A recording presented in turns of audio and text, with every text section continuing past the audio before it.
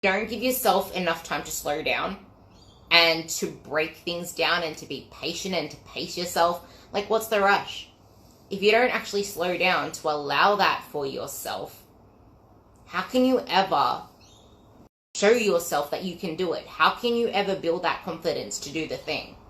And if it's coming from a place of restriction and a diet mentality and trying to do as much as you possibly can all at once, where are you ever going to get motivation to do that? How can you hate yourself to a body that you love?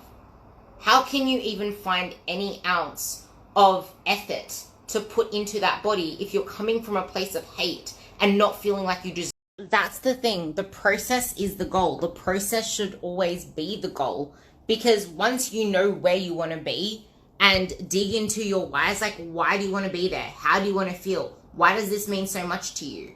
Why does that matter? What does that bring to your life, and what does that change right now that you aren't happy with?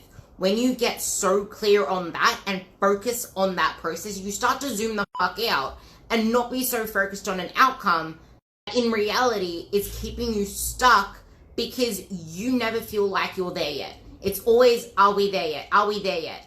Because you don't realize how far you've come, and it's like you have all these things you want to achieve and all these things you want to do, and you haven't allowed yourself to be happy in this moment and be satisfied with where you are in this moment, and realize the changes you are making and the effort you are putting in, that you just keep self-sabotaging yourself because you can only see where you aren't at yet, and you feel like there is such a lot. And it's funny because on both of the podcasts that I did today, we were talking about how you need to take the long road, not the short road.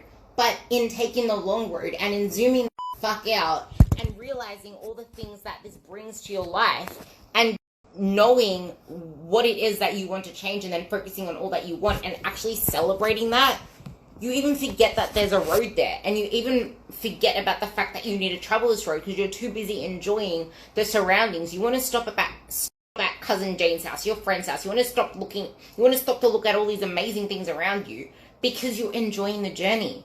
And you're realizing how much greatness it is bringing to your life. And that is the beauty of this. And that is what you need to overcome feelings of, I can't do it, I'm not good enough, I'm not there yet, I don't have any motivation, all this other stuff, because there is no such thing as being motivated all of the time, because life happens. You just need that strong drive and to get realistic. Something really important to note as well is, if you're just going to try and add in new habits and add in new things without making space for it, you're always going to feel overwhelmed. And that's why it's so important to figure out what isn't serving you right now. Like, you don't need to overhaul your whole life all at once. But once you actually start putting yourself first and focusing on the bigger picture and how something's about to make you feel, because it feels freaking amazing to be eating in a way where you do so because it makes you feel freaking amazing, and you wake up the next day feeling refreshed, and you love smashing it out at the gym because you feel strong and